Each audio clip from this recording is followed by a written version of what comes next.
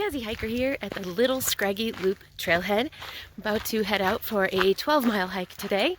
Gorgeous days. And off to a superb start where the dog pooped at the trailhead, so I don't have to carry it with me. And here's Milo. He's got his leash in his mouth. He is ready for some adventure today.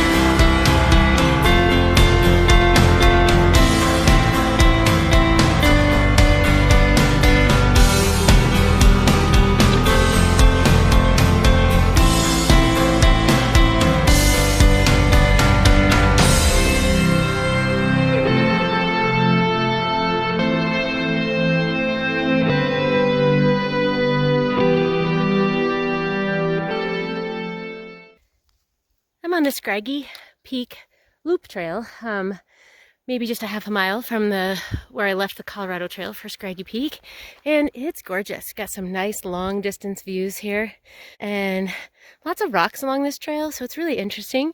And although I'm doing a 12-mile loop, if you were doing small parts of this, I think it would be fun for younger hikers to really scramble all over the rocks. So I'm just over 4 miles up this trail. It's a 12-mile loop, and I was just looking at the map and realizing that I absolutely took the more difficult way that has the much steeper ascent. So I'm looking at about 1.5 miles ahead of me that is very steep. I think that I will be climbing up to here in the next almost 2 miles, which the other direction would have definitely been preferable. Which just goes to show to double check your map, because I was absolutely at the right trailhead because it's a loop trail, and I just didn't check right away that I was doing this the correct way. So at this point I have to decide if I'm going to go back down and make this an 8.5 mile hike, or if I'm going to continue up and make it a 12-mile loop. So a review on what all trails would call the last 4 miles of the Scraggy Peak Loop Trail. I actually hiked 3 miles on the Colorado Trail and then 1 mile on Scraggy Peak before hitting an overlook, and turning around. So I'm going to clock in at just over 8 miles round trip today. So positives, reasons to hike this hike. Trail is in great condition. It's a part of the Colorado Trail Network. It's well maintained, it's smooth, it's clean. I like that. Second reason, there are enough trees to provide shade so you don't really overheat. There are some sunny places, but it's not like hiking through a burn area where you're really exposed the whole time.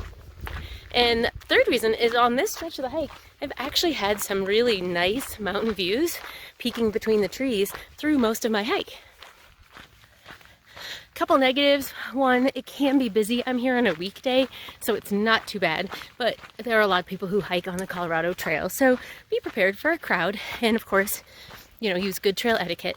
Second thing, this might be a positive or a negative for you, but I spent 40 minutes on emergency Zoom calls from my school on this hike, so there is cell coverage, varying between 0 and 3 bars throughout the trail. So if you need to be in contact with someone, that could be a pro. If you are having a mental health or sick day and planning to not work and then get sucked into work, then that's probably a negative.